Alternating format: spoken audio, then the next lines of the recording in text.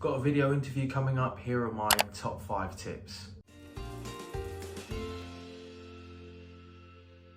What's up guys, it's Mike from Job Grid English, here to help you find your job of your dreams. So recently we put out a poll where we were asking people, if we did a 1-hour masterclass, what would you like it to be about? The overwhelming majority of people came back and said they want us to talk about interviews, which I thought was pretty cool and a little bit unexpected. So I thought I'd put out a random video just about 5 quick tips. I know very often if I've got something to do, I haven't been researching it for a really long time. I'm just like, oh crap, I've got this thing that I need to do. YouTube, please help. So here are my 5 top tips if you've got an interview coming up. Number 1, make sure you practice by video. Now this is using something which I call the rule of 3. I've used this for many years and I find it super helpful. Basically what it is, particularly if you're going to be in a video interview, you could record yourself if you're going to be on a call. I find practicing by video, whether you're going to have an interview via video, via call, or face-to-face, is really helpful because you get to observe yourself. Now, why is this important? Well, because in our brain we have something which is called the reticular activating system, which is like a self-correction mechanism. You ever notice this is generally like, maybe dudes do this a little bit, women as well, you'll stand in front of the mirror and you think, I look good, I don't look good. What's that about? Well, basically because we're comparing ourselves to an idealized version of what we'd like ourselves to look back. So pop psychology and self-esteem aside, we do exactly the same thing when we observe ourselves. You'll notice a lot of athletes do this, professional sports teams do this. I can remember watching, I was obsessed with the Amazon series about all the different NFL teams, though I don't really know anything about football, American football. And a lot of times, a lot of the guys, they would sit there and they would pour over video of the games, of themselves, of the competition. It's exactly the same thing here. So how do you use the rule of 3? Basically, you would give your answer, record yourself, watch it back. Notice what's wrong, what you'd like to change, repeat it the 2nd time. Again, repeat it the 3rd time. Up until the 3rd time, you start to kind of get sick of seeing yourself, but what you'll find is, if you really wanted to, and you compared the 1st video to the 3rd, the difference will be enormous because you actually become aware of the things that you want to change and the things that could be different in your answer. That's tip number 1. Generally for any question, if you did that twice, you're golden.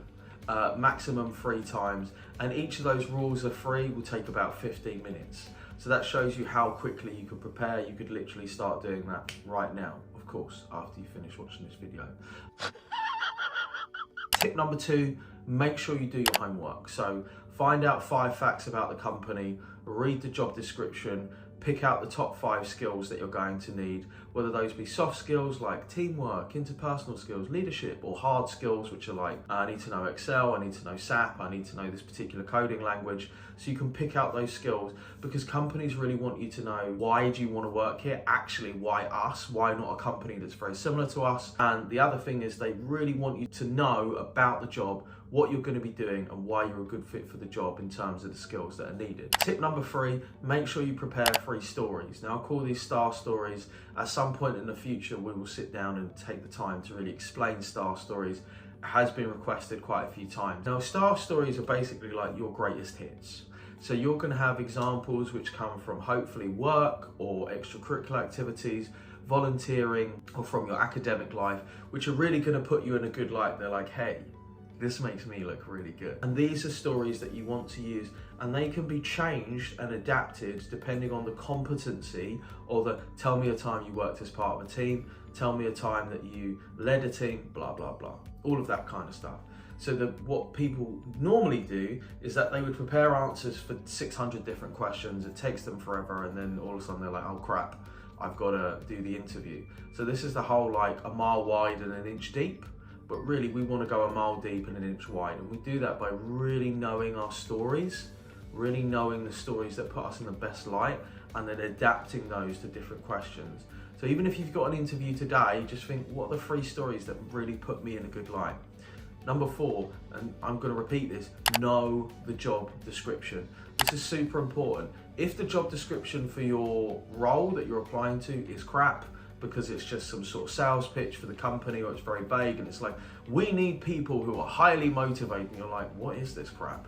Just Google the job description, go and look somewhere else, go and look at prospects.ac.uk, go and look at like job description aggregator websites, which are really useful, but go and find out as much as you can about the skills and the daily tasks, the things that you would like to do. Make sure that you do stuff like this. The better you know the job description in the company, the better that you're going to be able to tailor the answers that you're giving. So it's super important. Do know the job description, know the skills that they're looking for.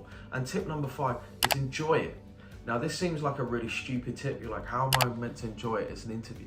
Well, the point of the matter is, if you don't enjoy it and you sit there and you look miserable, you look bored, you look like you're too busy thinking about the end result, that's going to have a massive impact on your answer. An important thing to think about is confidence over competence or content, right? If you look confident, if you look like you're happy, you look like, hey, I'm having a great time, that's going to mean how you say it is going to mean so much more than what you say. This is a really crucial thing for you to think about. So those are my 5 top tips for video interviews, telephone interviews, any types of interviews. I thought that would be a great video to put out because so many people are sort of really wanting some tips. If you like this, make sure that you subscribe to the channel, like this video, drop us a comment down below, and if you want to know more about how to crush your interview, check out Interview Success Secrets in the description below. Bye.